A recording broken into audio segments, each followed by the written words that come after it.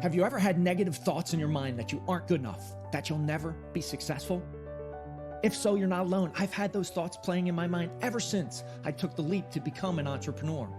It's a dirty, dark secret that no one likes to talk about, as the glamorization of becoming an entrepreneur is shown in the media. I realized that in order to succeed, I needed help. We all do. So I decided to go all in on myself, spending thousands of hours in the trenches, reading, joining groups, listening to podcasts, hiring coaches to develop a bulletproof morning routine for success. Join me on my journey as together we build our morning fire to ignite our lives as entrepreneurs. My name is Jeff Wickersham, and this is the Morning Fire for Entrepreneurs podcast.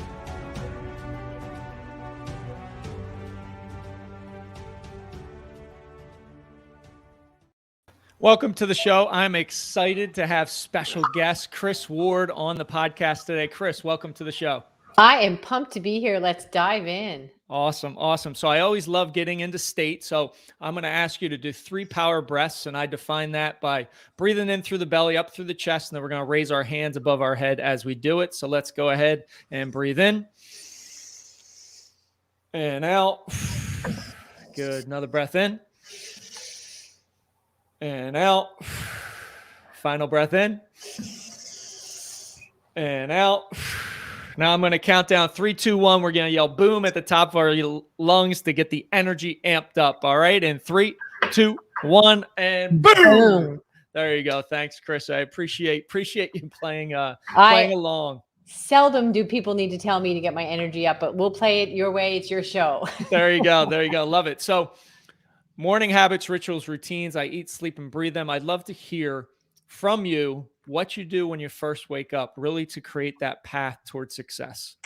Well, my big thing, I guess the most important thing is I do believe in working out in the morning. I believe you should treat yourself as a business athlete in order to perform in any sport, arena, success, or whatever it is you do. You take care of the machinery, and that is you. So that is my number one thing. I love it. And I love the business athlete, kind of the name, right? Because I always see people looking to build their business as an entrepreneur, business owner, solopreneur.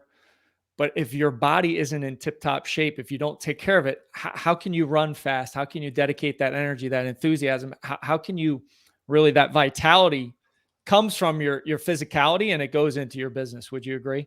Oh, 100%. And let me just tell you, the first couple of years I was in business, it was the first time in my life that I didn't exercise. It wasn't, I chose not to, it just eroded when I was going with so little sleep. I was contemplating between working out or throwing up, and I just chose, not to. So those are my 2 options.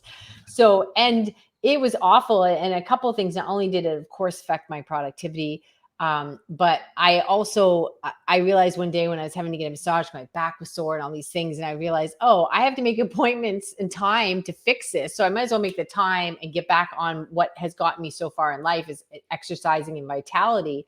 And it's just 100% essential. There's just no way around it. Right. And I love that point you bring up, right? You're either paying in the moment for it through the exercise, or you're going to pay later in trying to get out the kinks in the neck or the knots in the back, or all those pieces. So, and if I can jump in to support you even more, Jeff, and I mentioned this in my book, Win the Hour, Win the Day, is I looked at myself one day and realized I don't look successful. I looked frumpy and tired, and I was starting to put on weight and stuff. So if nothing else, my vanity is like, I want to look successful and awake and fit, and like I get stuff done. So what you're doing is powerful on so many levels. Love it. I love that point that you actually took the time to say, hey, I want this, and I want to look the part of a successful, in shape business athlete that you described. So that's awesome. I'd love to, Kris, could you share a little bit of background kind of on your entrepreneurial journey and how you got to, the win the hour, win the day, which I love, by the way. Share a little bit of the backstory, and then we'll get really into the essence of building a team and why it's so important for you to do that for your business. Yeah. So I started quite some time ago, over 12 years ago, as a marketing strategist. And the first couple of years, as I said, when I was in business, I worked day and night. You're going to grind it out. And you always think, once I get past the next thing, things will calm down and stuff. So as my husband said, I was always stealing from sleep. I was getting up earlier and earlier and staying later and later. And you'd think that's the noble act, like go all into the business. And that's where I started thinking, the business, I have to get this off the ground. And so I didn't mean to neglect my routine, but I thought I was doing the right thing, giving it all to the business, which again, we could talk for days on how that's counterproductive. So I started to realize, it was about the 2-year mark where I felt, according to the people around me, I wasn't as charming as an individual as I had been previously, because you go 2 years without sleep and it puts some edges on you, right? So you'd be like, people are saying at the door, we're ready to go. And you get there, you think, oh my gosh, you don't even have your shoes tied. I could have answered 2 more emails, right? And I was like, okay, this isn't working. And so I thought, this cannot be. The people that were supporting me the most, they weren't getting the best out of me, right? So moving the story along, I really went from 16 hours a day of working down to 6. Now, it didn't happen overnight. We're going to unpack how that happened in this conversation. But when I did, and luckily I did, it wasn't but a couple years after that my husband had been diagnosed with colon cancer, and I was pulled away from the business. Now, when I returned after his passing, my existing clients had no idea of my absence. They did not know. They didn't know how I did it. It was a shock to everyone in the local business community. Nobody knew. We didn't feel it was good for business. We were very positive in nature. We felt that if the doctors were wrong, we wasted 2 years crying, holding hands. If the doctors were right, we wasted the last 2 years crying, holding hands. So we lived a really quality life, and I had surprises for him and did some travels, and people just didn't know. So when that came to light, I was asked gently by a number of my clients, like, oh my gosh, like they're missing kids' soccer games and they're working crazy hours. And how did I manage all that?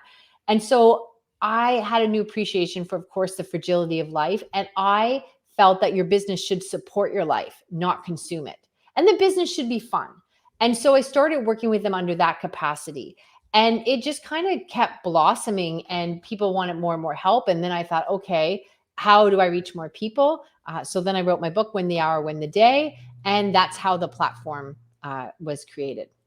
Wow, what an amazing story. And obviously, I'm very sorry for the passing of your husband. The 16 hours to 6.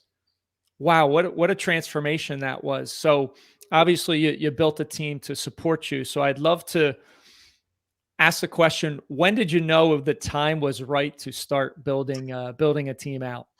Listen, oh my gosh, I didn't know soon enough. That's for Okay. sure. And I certainly, like everybody out there, I thought I couldn't afford it. Are you kidding me?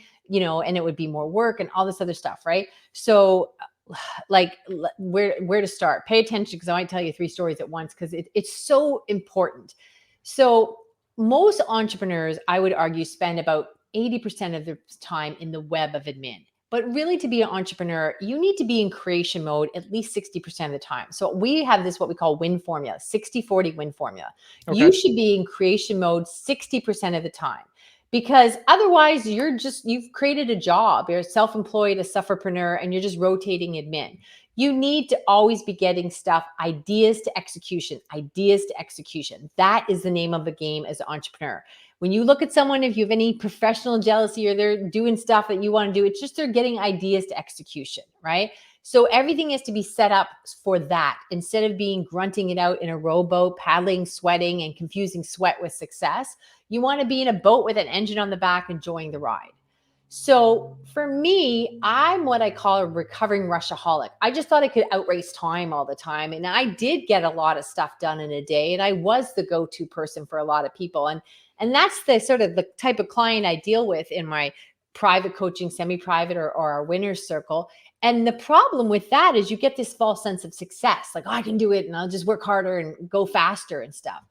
For me, the real turning point, which was hugely enlightening, was back as a marketing strategist. I went virtual long before anybody else, because I realized even if the meetings were 10 minutes down the street, I could just hit a button on Skype and hop on the next call versus find parking or whatever, right? But many moons ago, I was still sitting in office, taking notes, have a prospect, we're getting packages sorted out, and they want to work with me. And I would leave, and I would promise that when I got back to my office, I would put the notes in the computer in their file. Hand to God, this was going to happen. It never happened. I would get back, there'd be distraction, something would happen. If I was lucky, I got it in that Friday afternoon, but mostly I got it in the next Friday, right? Now, sometimes they would call and they'd have questions. And now these notes are meant for 20 minutes, not for 2 hours. Yeah, sorry. These notes were meant for 20 minutes, not for 2 weeks, right? Mm-hmm. And so then I'm scrambling and maybe I could misquote them or undercut my price. I'm looking for papers. And, what if I gave wrong information? And I wasn't trying to swindle them. I just was ill prepared. So I got a transcriptionist. Now, I would leave the meeting, sit in my car, and I would talk into my phone, and it would take me 30 seconds. Everything was clear and just a few little notes. I would expand on those. And she would put them in the computer within 24 hours, easily, usually 2 hours, but for sure within 24 hours. Now, here's the thing. I don't get this, but she loved doing this. This was her jam. She had 10 clients that just did this. So she was really super fast. So some weeks I didn't need her at all. And other weeks I needed her for a number of appointments, like hours and hours. But the weeks I needed her cost me like $12. And now you don't even need that. There's all these little apps out there that do it like 10 cents a minute or whatever, right? But that's when like I heard angels sing. That's when I was like, oh, for $12, I could have all Friday afternoon off, get rid of stress, stop beating myself up, not make any mistakes, not misquote somebody. Don't tell me I can't afford a team. So to me, that was when the Red Sea parted and I saw the light. I was chuckling and smiling. If you're listening to this, we're on video as well. Just chuckling and smiling while you were saying that, because I like to take paper notes. But as I, in July, went through kind of this time management dive and eliminate, delegate, automate, I have a virtual assistant. I said, why not write everything down, scan it, send it, and she can put it onto, a contact and have all the notes there. So it definitely resonated with me, where you have the notes, you're having a follow-up conversation with somebody and you're trying to find the piece of paper, and how inefficient is that in the process. So I love that example of just $12 a week, whatever it was, where you can talk into your phone. I might leverage that even more, because I've got handwriting of a doctor, right, where it's difficult to understand what it is. So I love that piece. So you started seeing a little bit of movement in the transcription process. What else did you do to build out that team? I made a lot of mistakes over the years. It's not hard, but it is strategic, right? It's kind of like, if you imagine, like, I don't know what you were like in college and how your cooking skills were, but it's kind of like if you leave home and you're young and you think, oh, okay, I'm going to make pasta. And all there is like you boil the noodles and you put some sauce on. But that's not complicated. It's not a difficult recipe. But if you don't boil those noodles and you just put the warm sauce on the cold, dry noodles, it's a very different formula, completely different, right? Inedible, right? So what I would say is there's so much learning I made over the years, where even when I hired people, I was still bottlenecking myself and the business, and there was problems and stuff. And a lot of that, I think, comes from the whole world in this mindset, the corporate world, wherever you are in the world, it's really a parentified system. So what happens is you hire someone and then you lean over and you check on their work. And it really is like a parent-child, student, teacher-student kind of situation, right? Whereas when we created what we call a win team, a what is next team, we have them lean into the 60-40 formula as well, so that they have time. When I have all these ambitions, I'm moving to the next thing and the next thing, they have room in their calendar to support and constantly create with me. So for example, we have a podcast as well, Win the Hour, Win the Day podcast. It's just general business, get to your next win now. It could be anything from sales to social media, anything. And so we were looking, and we were like at 200 5-star reviews, and we were like, oh, okay, that's kind of great. We'll put something up on Facebook, do the Facebook thing, whatever, right? Put it up on LinkedIn. And then someone on my team came to me and said, Kris, we found this new platform. It's collecting, reviews from different places that we didn't even know were collecting reviews. So all of a sudden we had over 900 reviews. Now, first of all, just so you know, I'm a very flawed human being. I was like, so close to 1,000, right? That sounds better. So it went from 200 to 900 and it wasn't good enough. I've got the entrepreneurial disease. Yeah. But what happened was, it wasn't just us. I brought this information to different communities in the Facebook groups and podcast community and stuff. And people are like, oh, you're the best, Kris, you're the best. Well, I didn't ask her to go do that, but that is in the formula of us always creating and how we work, and we lean into super toolkits, which make our time more efficient. So her ability to do that accelerates anything I'm going to do. So the big thing is people manage teams when they really should be managing you. And it's very strategic and effectively done with great ease if you know how to do it. I mean, most of my clients will tell me working with us within the first month, they get 25 hours back a week. So we're all sort of born from the formula of either the school system or our first job and stuff like that. And that's very limiting in your potential. So it's simple, but it's powerful stuff.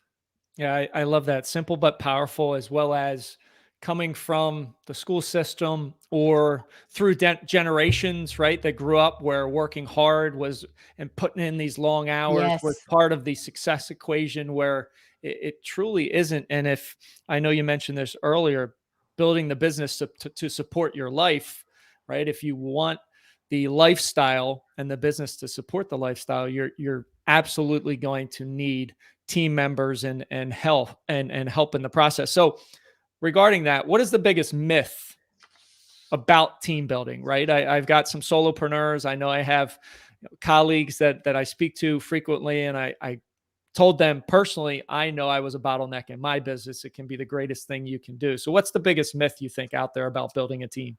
I think that they think it's expensive. And I know I did too. I thought, oh, well, again, I think you come from the employee mindset of, well, like, I can't afford to hire somebody full time. And, first of all, there's so many economic options around the world that are so insanely affordable. It's unbelievable. And then also, even if you're one of my clients, even if you wanted to go with someone immediately right now full time, part of our onboarding and strategy and the way we roll it in is we would increase their hours weekly and roll them into full time. So Yeah. I would say starting off full time is not a plan anyhow. It's just too much, right? So that's a little bit of a myth. It is affordable. Seriously, if you can afford a coffee in your hand, you can afford this. It's not. It's upside down, the concept of it will take more work for you. That's just an archaic system that you have worked in yourself, and so you haven't seen a new modern approach to that. The other thing I would say too is sometimes people think you have the concept of, like, I've got this mess and then I'll hire someone to clean it up. Or the new buzzword I'm hearing a lot of is what is it? Online business manager, or OBM. And like, oh, everything's out of control and I'm running around, I was going to get an OBM. And I'm like, what is that going to do? Like, you can't bring somebody in that you're paying to parent you. They can't parent up, right? They can't clean up your mess. That's just not how it works. So nor do you have to get this all cleared up before they come in, but there is a way to onboard them even if you have a mess. But this concept of having like a 1950s secretary while you're the goofy doctor, town doctor, like, that's not how it works, right? That's not going to be efficient. So I think the big myth is waiting too long or bringing somebody in that you're just not set up in any capacity to give them any direction. I would agree with you. And with regards to the mess, you mentioned it doesn't need to be perfect when they No. start. And one of the things I always talk about is how do you have that constant growth, right? What piece this week can you break off, right? A standard operating procedure, give it to someone else, let them run with it, come back and check. And many times, hey, it's good to go. And you'll go from there. So when you can offload those pieces, it allows you that creative time, that 60% that you subscribe to. And I love that 60 to 40 in the business to allow you to truly grow and accelerate growth, right? Because you're not going to be able to do it all by yourself. No, you're not. And you just brought up some really good point. One, I would say is you don't have to sit down and write it all out, because that takes time. And what I would say is you might be doing something and you could just do a Loom video, and Loom is free. And you could be saying, okay, I do this every week. I want you to watch me in this video, and then I'm going to do it because I do it every week. And now I want you to send back the steps and follow it out. And then we're going to create a super toolkit together, you and I. Now, super toolkit, which we created, is kind of like the wealthy or distant cousin of SOP, standard operating procedures. Standard operating procedures are seldom written by the end user. Traditionally, they're written to cover liability, and they're also static. With super toolkits, they're very strategic, and they're always about, making it more and more efficient. And there's just a whole other, I would love to be able to unpack it all in here, but we just wouldn't have the time. But what happens is it's not up to you to create them. Like, my team creates them for me, and then we edit them together. In addition to that, my team now takes courses for me, and we have a super toolkit how to do that. So if they left tomorrow, all the information is there. They spoon feed things to me that, okay, I need to do this and this, and here's 2 minutes here. I have to watch it to do this. And then they can proceed with the other 8 steps. There's very few like higher level mentors I pay a lot to be around. I will do those myself, but 80% of the courses, the team and my clients' teams are set up for the courses and all that stuff that we're constantly learning. It's taken care of by their WIN team. Wow, that's incredible. Just that piece, right? Because being a constant learner, you can be overwhelmed with courses and coaches and different videos you need to watch, and to have your team be able to do that and provide what is relevant, what's going to be applicable truly to your business to move the needle. That's an incredible concept. I know you want to talk about what are the 3 Ds and why are they so important. Can you explain that to me? Yeah, they're really, I wish I had known this sooner. So we call it the 3 Ds. Okay. Damaging overhead, delayed income, diminished opportunity. So for me, for years, I was like, oh, okay, I'm going to stay late and do this myself because I'm going to save money and learn this and whatever, right? So let's say for a second, Jeff, that you sold a package, just to keep the math simple, of $100. Now, when you're working at 5, 6, 7 o'clock at night and you're, trapped in this web of admin, you're actually billing your company $100 an hour because that's a package you could have sold. You think you're saving yourself money, but you're costing yourself money, right? Yep. So that is damaging overhead. You are the most damaging overhead in your business by far. Okay. Now, the second one is delayed income. What is it costing you when you got a new client in July that you could have got in February, right? And then what if that client had sent you 1 referral? So how much money has gone there that you can't even measure. And then the most painful of all of them is diminished opportunity. We've all heard this where, oh, I wish I had known. I just hired somebody that sort of does what you do and like, sorry, I'm locked in. Now think of the lifetime value of that client. So these are some really expensive things that are happening that you're not even measuring out there. Damaging overhead, delayed income, diminished opportunity. Yeah, I love those. And I love just the example of, hey, what are you worth per hour towards the business? And if you're not doing that, you are costing yourself. And can you pay somebody else and still make that spread of what you would if you secured a client for $100? So that's those are powerful pieces as well, Kriss. So I know you want to give away something to the audience as well as where can people find you? I've really loved the discussion this afternoon. Yeah. So tell me that you heard me on this fantastic podcast and we'll be best of friends. A friend of Jeff is a friend of mine. You can reach out to any of the socials, but we do have a free gift, GIFT from Kriss, KRIS.com. And in that, we just put the secret to getting 200 free hours of admin work. We in North America and Europe, they now have a lot of schools that have really extensive co-op programs for students in grade 11, 12 and college. And we've had about 30 students, but this year alone, we got 4 students and we got 800 free hours of really tech savvy admin work. And the kids love it because they get work experience. They don't get homework. They get out of school. It's amazing. It's virtual. There's all kinds of benefits of it. But this year alone, I got 800 free hours from really highly talented people. And a lot of them, sometimes we'll hire for other projects after the fact, but that's the secret to getting 200 free hours of admin work is in free gift from Kriss, KRIS.com. Awesome. I love it. Love it, Kriss. Thank you. Thank you so much for being on the podcast. Oh, thank you for your thoughtful questions, Jeff. It was fabulous. Thanks for listening. Thanks for watching. Have an amazing rest of your day. Rise, fight, love, repeat. Get after it. And I'll talk to you soon.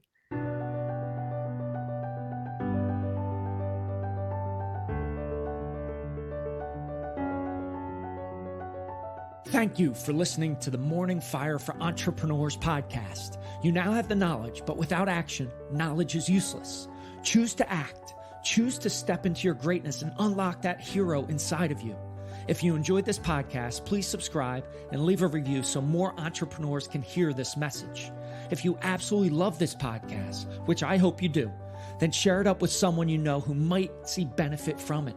Become that beacon of change, and together we can impact the world.